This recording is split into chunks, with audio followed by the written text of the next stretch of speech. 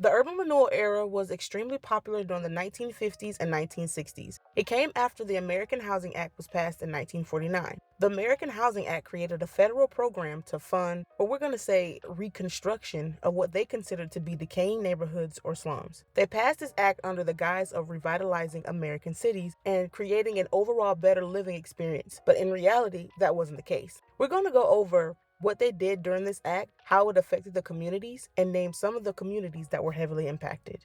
So we've already established that the American Housing Act played a big role in the urban renewal era, but I'm going to go a little bit deeper into it. The legislation that passed this in 1949 said this was supposed to reduce housing costs, raise housing standards, and enable the federal government to aid in clearing slums to rebuild them. Basically, they would pick out neighborhoods that they deemed unfit or designated for clearance, as they called it. They would then demolish said neighborhoods and build new public houses. It didn't matter if the community was against it or not. If they wanted the community, they took it. Also, the Federal Aid Highway Act of 1956 greenlit the construction of a network of interstate highways to connect cities across the country, which eventually added to more demolition of urban and predominantly black neighborhoods. Before we get into some of the neighborhoods affected, let's set the scene a bit. The people in these communities had really invested in themselves and their families.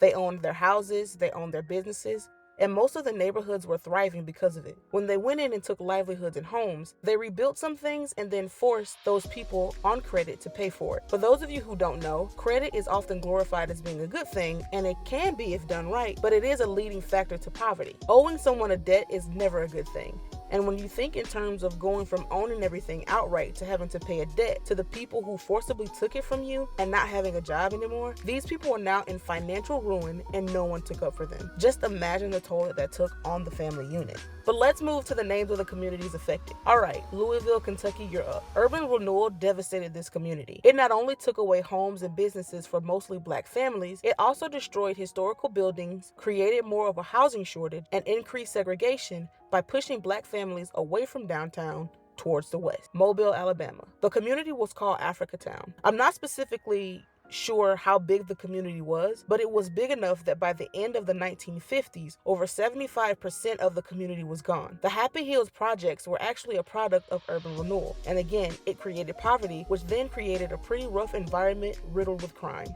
A few more places affected were the 7th Ward in New Orleans, Chicago, Philadelphia, San Francisco, and New York. So we're seeing a lot of cities that have high crime rates within the black community, but a lot of them were once thriving black communities that were taken away. Urban renewal didn't just affect minority groups, especially in places where black people weren't really established yet, but as you can see, black and minority communities were the ones affected the most. You can pinpoint where a lot of communities fell apart.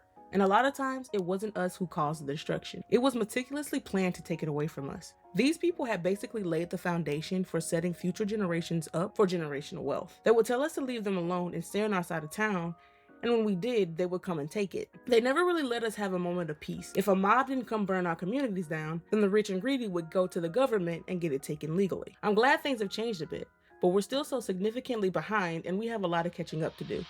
It doesn't help that a good amount of us have seemed to have given up, but I think we can make it. I think we will eventually. It's just going to take some time to undo everything. The last thing I want to say is never say that your ancestors didn't do anything or that they never tried, because they did. There was just no winning during that time.